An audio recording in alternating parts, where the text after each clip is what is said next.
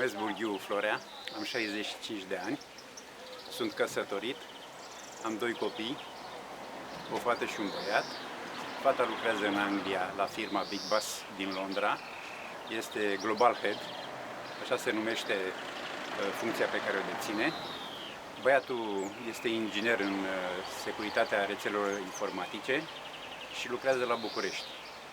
Soția este director județean în cadrul Companiei Naționale Poșta Română, lucrează la Alexandria, iar eu mai în prejurul casei, la Turnul Măgurele.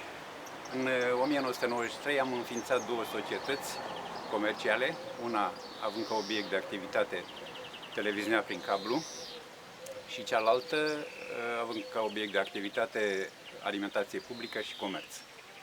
La cea de-a doua lucrez și în prezent ca administrator. Ca activitate politică pot să vă spun că am început în 1993.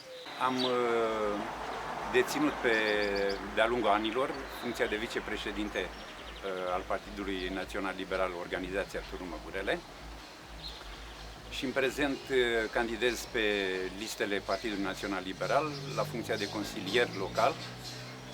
Consider că această listă e o listă valoroasă, oameni de valoare, dinamici, profesioniști, dinamici mai ales pentru că pe această listă se află și Claudiu Crecea, desemnat în urma unor sondaje ca și candidat la funcția de primar al Partidului Național Liberal în municipiul Turnul Măgurele.